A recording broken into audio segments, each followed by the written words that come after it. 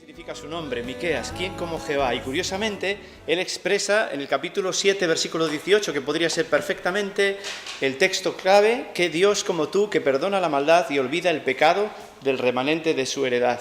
Cuando estudiaba este libro vinieron algunas preguntas a mí. ¿Cuánto creo que conozco a Dios?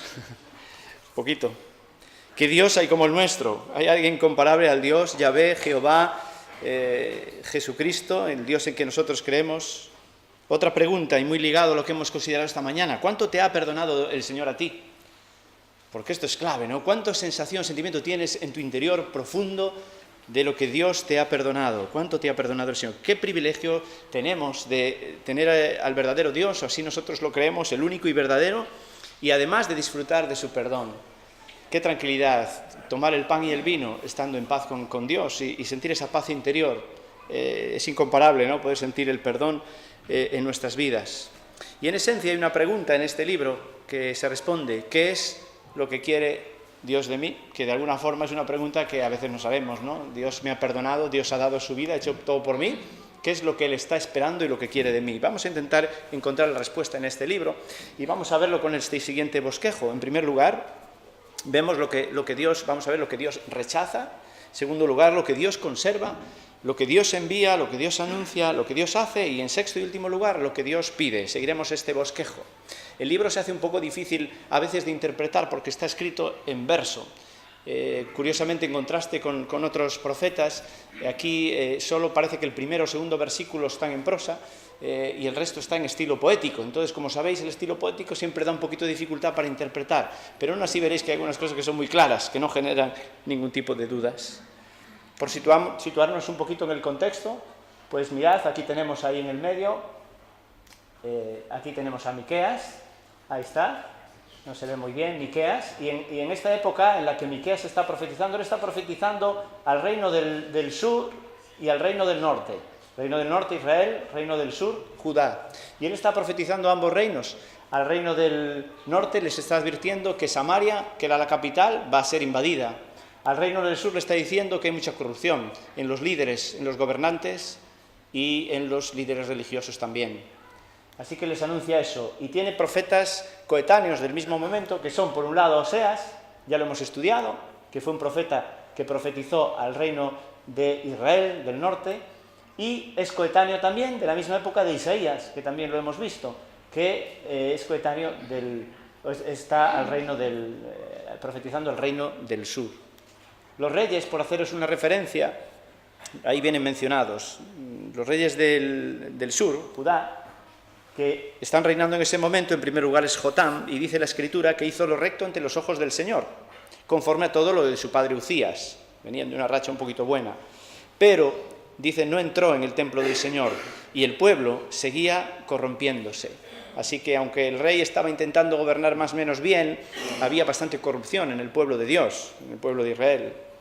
Después de Jotam viene Acaz, y dice claramente en 2 Crónicas 28:1 que no hizo lo recto ante los ojos del Señor, como su padre David había hecho, sino, mirad, anduvo en los caminos de los reyes de Israel, también hizo imágenes fundidas para los Baales, o sea, idolatría total. El pueblo de Dios, un líder, un rey del pueblo escogido. Y después viene Ezequías, del cual se salva un poquito, porque si acordáis, hemos hecho mención a Ezequías, que en su gobierno tuvo una primera etapa muy buena y que se estropeó en el momento en el cual pide ese alargamiento de vida. ¿Os acordáis? Pide unos cuantos años más de vida, y qué pena, porque hasta ahí no lo había hecho nada mal, pero hay bastantes referencias positivas, quizás es el que más se salva. Esto por este lado, por el reino del sur. Ahora, por el reino del norte, quienes gobiernan son Peca y Oseas. Pecaía entre medio un poquito en el gobierno de Peca, pero principalmente son estos dos. Y dice la Escritura de Peca que hizo lo malo ante los ojos del Señor, no se apartó de los pecados con que Jeroboam, hijo de Nabat, hizo pecar a Israel. Oseas fue el último rey de Israel. Después ya vino la invasión de Samaria, que Miqueas había profetizado. Y dice de Oseas que hizo lo malo ante los ojos del Señor, aunque no como los reyes de Israel que habían sido antes que él. Este es el panorama en el que estamos, ¿no? Y la voz que es llamada a anunciar, Miqueas es llamado a anunciar un mensaje de parte de Dios, porque la situación no está nada bien. En primer lugar, lo que podemos también ver y observar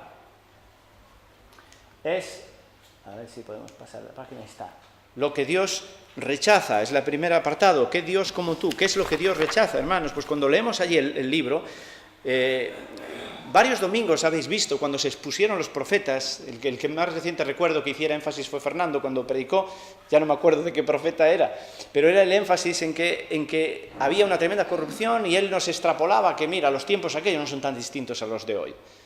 Cuando leemos aquello de tantos años antes y hoy encontramos las mismas problemáticas, de verdad, el ser humano es el mismo, Seguimos pecando de lo mismo. Corrupción que ha habido en todos los tiempos. Líderes políticos y religiosos que practican la injusticia. Empresarios que ejercen la explotación. Corrupción del pueblo en general. Idolatría, siguiendo otros dioses y dejando a Dios de lado. Estamos hablando de algo distinto a lo que hoy podemos ver en las mayorías a nuestro alrededor. Eso es lo que, en primer lugar, expresa corrupción. Entonces, si Dios rechaza la corrupción, nosotros y las injusticias, su pueblo debe hacerlo también. Diréis, hombre, eso lo tenemos claro, ¿sí? Bueno, tenemos que pensar que de alguna forma no podamos ser a veces partícipes de ello, de ciertas corrupciones o ciertas injusticias, cuando las aprobamos, cuando hablamos de ellas o respaldamos a quienes las cometen. Dios al final nos va a dar 3 claves para tener cuidado y no caer en estas cosas. Las veremos en el último apartado. Así que en primer lugar vemos lo que Dios rechaza, y Dios repudia, rechaza, no tolera la incorrupción, y Él en este libro, la corrupción y este libro, Él va a enseñar, Miqueas nos habla que Dios va a hacer justicia, Dios va a terminar haciendo justicia. En segundo lugar, el segundo punto, lo que Dios conserva.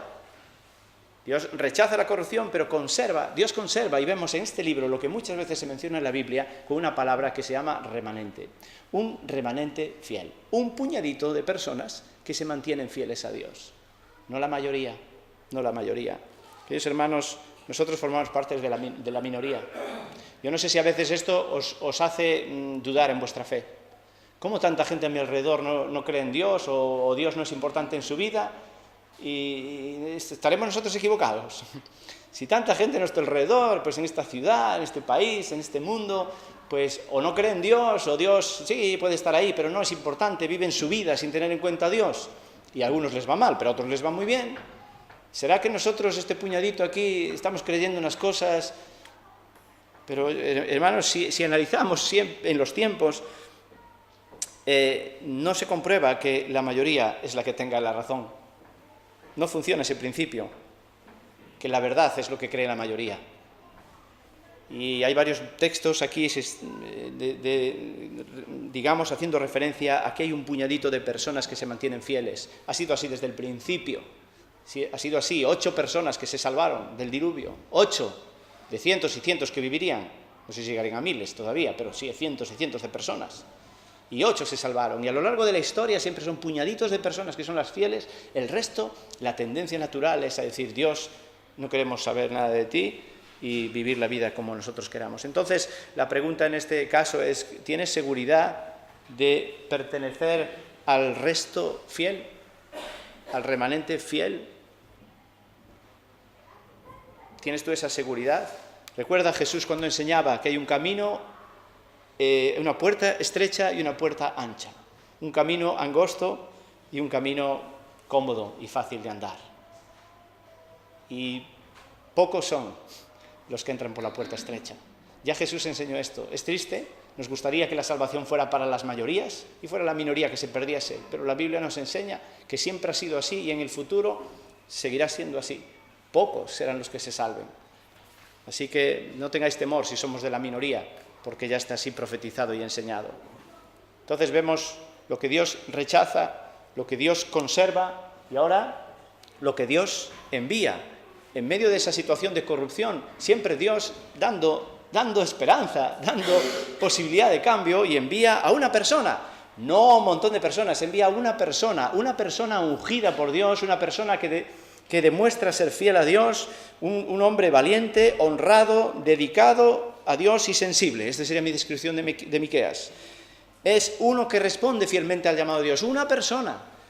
Claro, él dice de sí mismo, en contraste con otros profetas, dice, yo en cambio estoy lleno de poder del Espíritu del Señor y de juicio y de valor para dar a conocer a Jacob su rebelión y a Israel su pecado, para tener esta misión de anunciar el mal que está habiendo en esta sociedad, en este pueblo, en este mundo.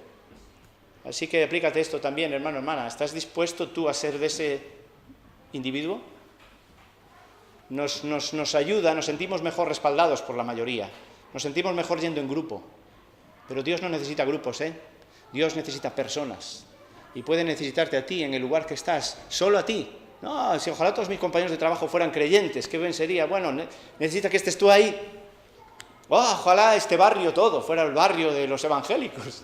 No, necesita un pequeño puñadito que se junta aquí. Y tú donde estás con tus vecinos, yo en mi edificio, necesita una persona, pero que diga, yo quiero ser fiel a Dios y decir y compartir el mensaje de Jesús. Solo una persona. Y el gran impacto de esta persona. ¿Reconoces que Dios te ha escogido desde que tú eres su hijo o su hija? ¿Que eres parte de la misión tú? ¿Qué te está pidiendo Dios que hagas? ¿Qué mensaje quiere que tú estés llevando? ¿A quién? Y tenemos solo dos opciones. Ir como Miqueas o huir como Jonás. Solo dos opciones. ¿Estás yendo o estás huyendo? Entonces vemos lo que Dios rechaza, lo que Dios conserva, lo que Dios envía. Y ahora tenemos lo que Dios anuncia. ¿Y a qué me estoy refiriendo? A el mensaje central de Jesús. También hemos hecho referencia cada domingo casi, como en cada libro de la Escritura Jesús es presentado. Jesús no solamente se presenta en los Evangelios, hermanos, ya lo sabéis, ¿verdad? Sino hemos visto cómo Jesús se lee y se encuentra en cada libro de la Escritura, porque la palabra de Dios es la revelación de Jesucristo y de la salvación de la humanidad, de quién es Dios y del motor de la salvación. Por lo tanto, se nos presenta a Cristo. Cristo es central. Él es el centro de la historia y hay muchas enseñanzas. Para los que estáis tomando notas, capítulo 2, versículos 12 y 13, capítulo 4, versículos 6 y 7, y capítulo 5, versículos 2 y 3, son de las más claras que son referencias al Mesías, referencias a Jesús. La última es la más conocida, ¿os acordáis? Pero tú, Belén Éfrata, aunque eres pequeña entre las familias de Judá, de ti me saldrá el que ha de ser gobernante en Israel. Y sus orígenes son desde tiempos antiguos, desde los días de la eternidad. ¿De quién puede estar hablando así en términos de eternidad, si no es de Jesús mismo, del Mesías? Así que, hermanos, tenemos aquí varias referencias que están apuntando a Cristo. Él es el Mesías que traerá un reino eterno y justo, ¿verdad? ¿Está clarísimo para nosotros?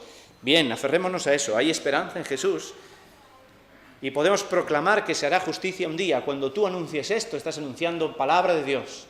Estás siendo un profeta de hoy. Entendemos la profecía hoy no vinculada a nuevos descubrimientos, sino a anunciar lo que la palabra de Dios dice del futuro. Así que en ese sentido todos podemos ser un profeta que anuncia lo que viene. Esperemos entonces con ánimo, con confianza y despiertos de que llegará ese día que será justicia. En quinto y penúltimo lugar, entonces tenemos lo que Dios rechaza, la corrupción y la injusticia. Lo que Dios conserva, un grupito fiel que va a proteger, para dar testimonio. Lo que Dios envía, solamente que uno esté dispuesto. A cada uno tiene su misión. Envía a aquel que esté dispuesto a seguirle y serle fiel. Lo que anuncia es que Cristo ha sido, es y será el Rey y dueño de todo cuanto hay.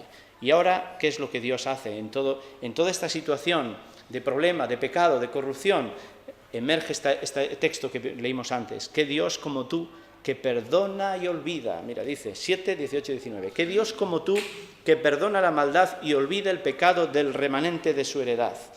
No retuvo para siempre su enojo, porque se deleita en misericordia. Él volverá a tener misericordia de nosotros, sepultará nuestras iniquidades y echará en lo profundo del mar todos nuestros pecados. La frase típica, perdono pero no olvido, siempre lo oímos de personas que no están dispuestas a perdonar.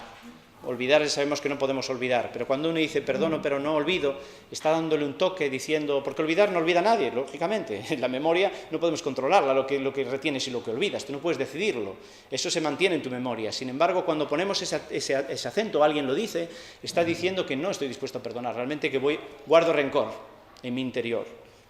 No es así Dios. Dios es el Dios que perdona y olvida. Perdona y olvida. Y este es el énfasis que tuvimos en esta mañana. Dios no va a tener en cuenta nuestro pecado una vez que está perdonado. Dios aleja de nosotros la culpa. quiere alejar de nosotros la culpa por un pecado que Él ya ha perdonado. Y fijaros que las expresiones que utiliza son expresiones muy interesantes, porque es, en primer lugar, sepultar. Y como bien sabéis, en estas últimas semanas y meses estamos con este tema y seguiremos estando, porque así es la vida y la tristeza de la vida. Sepultar a una persona es decirle un adiós, se termina, aquí se termina. Es decir, es un fin. Se acabó, esto se ha muerto, eso se ha terminado, y esa es la idea que quiere transmitirnos con respecto al pecado. Has cometido un pecado, has pedido perdón al Señor, eso se ha terminado. Para Dios eso está sepultado, acabó. Ya no hay más vuelta a Él, no hay que volver a Él. Está muerto, no vuelve. Y otra figura dice que, por un lado dice, sepultará nuestras iniquidades, y luego otra figura echará en lo profundo del mar todos nuestros pecados. Lo profundo, profundo. Estuve viendo que la profundidad mayor que hay, seguro que es la que Dios estaba pensando, porque la creó Él, es de 11.000 metros en las Islas Filipinas. Así que si allí queremos bajar hasta el fondo, tenemos que bajar 11 kilómetros para llegar al fondo. No sé si llegará alguien. Habrá llegado, hoy en día hay formas de llegar, me imagino, pero 11.000 metros allá abajo, pues allí, simbólicamente allí manda Dios tus pecados. Entonces, ¿por qué los volvemos a coger? ¿Por qué no los soltamos, no? Es lo que Lucas nos hacía pensar, ¿no? Y Abel, la carga. ¿Por qué seguimos con la carga? Hermano, hermana, de verdad, si has sido sincero delante de Dios y has reconocido tu pecado, porque es lo primero, claro, arrepentirse. No es suelta el pecado sin reconocer que he pecado. Estamos hablando de personas que queremos seguir al Señor y que sentimos una culpa, nos sentimos mal. Pues ya está, has soltado la mochila en la cruz, le has dicho, Señor, te pido perdón por mis pecados, déjalos allí. Porque para Dios eso está en el fondo del mar, está lejos de ti. Mirad algunos textos y mira en estos momentos tus pecados. Si alguno detectas que está ahí contigo, o un sentimiento de culpa del cual no eres capaz de sacarte encima, míralo y escucha al Señor, que dice yo, Isaías que leímos. Fijaros el énfasis, dice yo, primero, ¿quién habla? Yo, Dios, yo soy el que borro tus transgresiones. O sea que no es cualquiera, soy Dios mismo que decido. Borro tus transgresiones por amor a mí mismo y no recordaré tus pecados. Hebreos 10, 17. Nunca más me acordaré de tus pecados y transgresiones. Salmo 103, 12. Como está lejos el oriente del occidente, eso puede hacerse de forma hasta indefinida, así alejó de nosotros nuestras transgresiones. Otra figura más. Así que la aplicación de esto está clarísimo. Es tiempo de dejar de cargar con nuestros pecados. Alguno te diría en lenguaje actual, perdónate a ti mismo, porque Dios ya te ha perdonado. Disfruta de lo lejos que están de ti. Esas cargas, esos pecados que has confesado, esa culpa que acarreas está lejos de ti. Dios la quiere alejar. Para Dios no está contigo, por su gracia. Quizás como dijo aquella mujer en aquel momento, le dijo, mujer, tus pecados te son perdonados. Y luego le dijo, claro, vete y no peques más. Asume un compromiso de un verdadero arrepentimiento, ¿no? Pides perdón y luchamos para no pecar más, pero aquello ya está perdonado. Así que llegamos al último punto. Después de saber lo que Dios rechaza, pero cómo conserva al pequeño grupo fiel y nos da el privilegio de ser enviados, sus embajadores, siguiendo el ejemplo de Jesús, mientras esperamos su regreso y viendo que no hay Dios como el nuestro, que nos libera de nuestro pecado y nos perdona, entonces nos queda escuchar qué es lo más importante para Él, qué espera Dios de nosotros. Capítulo 6, versículos 6 y 8. ¿Con qué me presentaré ante Jehová y adoraré al Dios Altísimo? Luego da algunos ejemplos. Pero al final dice, hombre, Él te ha declarado lo que es bueno y lo que pide Jehová de ti, solamente hacer justicia, amar misericordia y humillarte ante tu Dios. Para finalizar este libro, quizás este pueda ser el texto clave de este libro, junto al de que Dios como tú. La verdadera adoración, los requisitos necesarios para que Dios acepte nuestra alabanza tienen que ver con cómo vivimos nuestra vida. Y Él solo pide 3 cosas, vamos a repasarlas, ¿vale? Y vamos a memorizarlas. En primer lugar con este símbolo, hacer justicia. Mirad qué dice Miqueas esto en contraste con lo que estaba viendo, ¿verdad? En contraste con la corrupción y la injusticia, lo que Dios pide es hacer justicia. Claro, ¿y qué es hacer justicia? Por un lado es muy sencillo entender que tú seas justo con los demás, pero fijaros, en la Biblia, cuando estudiamos el tema de la justicia que Dios pide del ser humano, hay un énfasis muy interesante, y se refiere a lo siguiente, no solo es ser justos con los demás, sino colaborar para que se haga justicia con los desfavorecidos, no tanto buscando la venganza de ellos, sino tratándolos como no han sido tratados. Dios pide al creyente que trate a las demás personas que han sido tratadas con injusticia, que las trate con respeto y con dignidad. Y eso bíblicamente es hacer justicia. No es tanto hacer justicia tener que ir nosotros a los tribunales a denunciar y levantar aquí unas pancartas que bueno, es respetable a quien decida hacerlo, sino que hacer justicia es que aquella persona con la que te encuentras, que has visto, y cuántas no hay a nuestro alrededor, que le ha tratado mal la justicia, que le ha tratado mal su propia familia, que le ha tratado mal la seguridad social, que le ha tratado mal, que tú no le vas a resolver su problema, ese problema, no vas a vengarte por él, sino que vas a tratarle con respeto y la dignidad que esa persona merece, porque no se ha tratado así. Cuando la gente te trata de forma injusta, cuando la gente te trata de lado, pasa por encima de ti, te pisa, se ríe de ti, lo que están atentando es contra tu dignidad como persona, una dignidad que Dios te ha dado.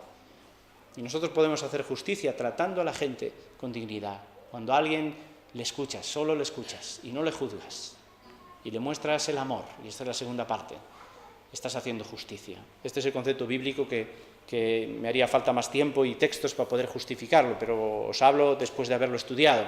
Hacer justicia tiene que ver con esta dimensión de tratar a los demás con respeto y con dignidad, como no se han sentido tratados por otros.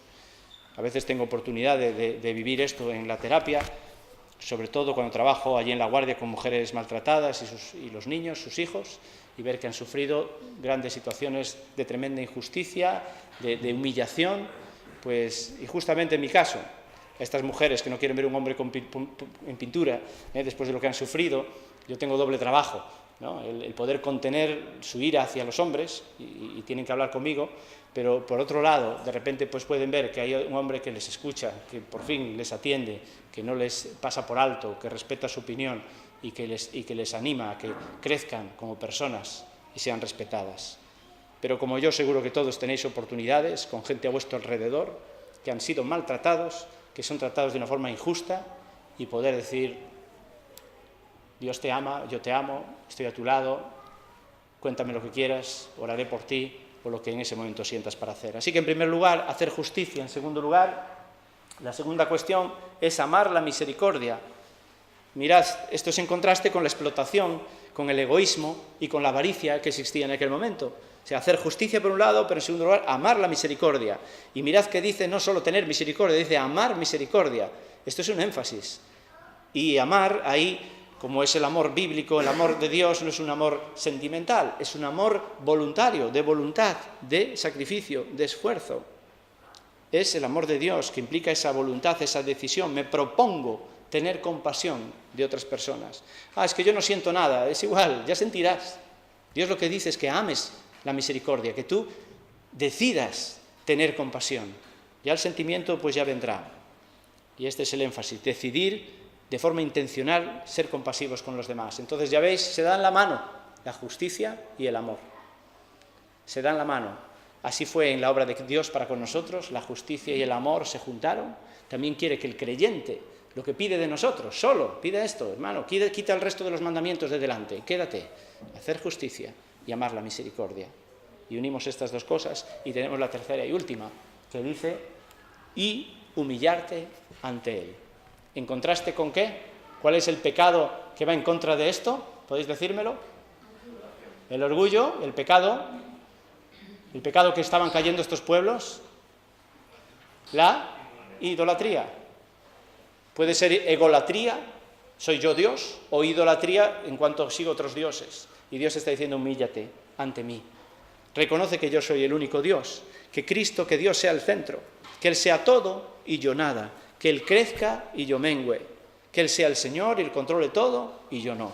Y esto ya vuelve a ser de un nivel alto para nosotros, porque lo decimos verbalmente, pero es verdad que en el día a día, cuántas veces analizamos sinceramente cómo vivimos nuestra vida, estamos más buscando nosotros, como siempre, el control y ser yo el que crezca y la gloria para mí que la gloria para Dios. Es así. Con lo cual, fijaros cómo cierra la tercera cosa ligada con las anteriores. Hacer justicia y amar misericordia, actos que Dios pide y valora de nosotros y que son buenos, pero en tercer lugar humillarte. Es decir, si después de que tú has actuado con esa compasión, con esa justicia hacia los demás, si tu final es qué bueno he sido, ya has estropeado todo. Si la gloria al final es para ti y el mérito es tuyo, entonces lo hemos estropeado. Y hermanos, hermanas, también quiero decir que esto se nos cuela muchas veces. No, la gloria es para Dios, lo decimos fácilmente, pero como qué pasa en nuestro corazón, en nuestro interior, lo sabe Dios. Y cuando venimos exigiendo el reconocimiento de lo que hacemos bien, entonces ya la gloria y el mérito ya no está siendo para Dios. Y esto se nos cuela muchas veces. Humillarte ante Dios, al final, la gloria es de Él. Por mucho que yo me esfuerce y que Dios me ayude a hacer justicia y amar misericordia, al final me rebajo, me inclino ante Dios y la gloria es para Él. Así que aplicamos, ¿en qué ingrediente de estos 3 estás faltando? ¿Puedes repasar ahora en tu vida cada uno? ¿En qué ingrediente? ¿En qué estamos fallando a Dios? En primer lugar, hacer justicia. ¿Te ves reflejado en esto? ¿Te falla esto? ¿Cometes o admites alguna injusticia a tu alrededor? ¿No estás tratando bien a algunas personas a tu alrededor porque te parezcan pesadas, porque te caen mal, porque sospechas que seguro que si la justicia le ha hecho eso, o si le han tratado así es porque se lo merece? ¿Estás haciendo justicia? ¿Realmente estamos tratando con justicia y tratando, en segundo lugar, con misericordia, amando la misericordia? Una pregunta, ¿eres compasivo con los que te encuentras a tu alrededor? ¿Te esfuerzas por serlo, por ser compasivo? ¿Tomas la decisión de tener compasión de aquellas personas que de entrada no te generan esa compasión, pero vas a serlo porque Dios pide de ti eso? Ama misericordia. Y en tercer lugar, ¿soy sensible a mi pecado? ¿Buscas a Dios cada día para ser perdonado? ¿Le reconoces como el dueño de tu vida? ¿Le das a Él toda la gloria de tus obras de justicia y de misericordia, o buscas y exiges tu propia gloria? Bueno, como siempre, hoy, de nuevo, puedo pedir perdón a Dios por mi orgullo y entregarme a Él totalmente. ¿Esto es lo que quieres hacer? Es una buena opción esta mañana. Estamos ante su presencia. Dios está hablando. Hoy no hay un Miqueas. Su palabra es hablando para nosotros y diciendo, es tiempo de que nos arrepintamos ante Él y digamos, Señor, perdona mi orgullo. Lo sepan los demás hermanos o no, perdónalo en mi orgullo y quiero realmente vivir una vida humillado ante ti y reconociendo que tú eres y debes ser el único Señor. Y entonces, una vez que pidas sinceramente perdón a Dios, sabes lo que toca a continuación, ¿verdad? Visualizar tus pecados en el fondo del mar. Esto es lo que pide Dios y esto dice que es bueno. Así que cuando seguimos estos principios de Dios en nuestra vida, es lo que debemos hacer. Esto es bueno para nosotros, es lo que Dios aprueba y es lo que hemos de hacer. Así que oramos ahora para pedir a Dios ayuda y aplicación de esta palabra en cada situación de cada uno. Padre, gracias por perdonar mis pecados. Gracias por alejarlos de mí tanto que es que no tengo que volver a ellos. Señor, ayúdanos a librarnos de la culpa que ya no tenemos que tener. Y de la culpa que sí tenemos que tener. Ayúdanos, Señor, a ser más sensibles al pecado y estar más dispuestos a arrepentirnos, a humillarnos, Señor. Perdona nuestro orgullo. Es el orgullo que nos hace alejarnos de ti tantas veces. ¿Es el orgullo que nos hace sentirnos superiores a los demás? ¿O es el orgullo que nos hace muchas veces buscar nuestra gloria y que nos aplaudan a nosotros? Señor, te pedimos perdón. Y así pedimos, Señor, que esos pecados, como tu palabra nos promete, sean alejados de nosotros, sea alejada la culpa y nos podamos encontrar, Señor, perdonados, libres en tu presencia. ¿Qué Dios como tú? No hay un Dios como tú. Y eso lo confesamos en esta mañana. No hay Dios, no solo más grande, sino más amplio en perdonar, más justo, más santo, más amoroso. Señor, gracias por conocerte y por ser nuestro Dios. Y ayúdanos a tomar respuestas como los profetas valientes que han decidido, pues de este Dios voy a hablar, de este Dios voy a dar testimonio. Señor, ayúdanos, empújanos, Padre, llámanos y envíanos en el lugar donde estamos para poder abrir nuestra boca y decir, hay un Dios, y decir lo que es injusto y decir lo que es justo, que tú lo dices, Señor, que viene de ti. Ayúdanos a anunciar a Cristo, ayúdanos a seguirle fielmente, ayúdanos, Señor, a hacer justicia, a amar misericordia y a humillarnos ante ti cada día. En el nombre de Jesús. Amén, Señor.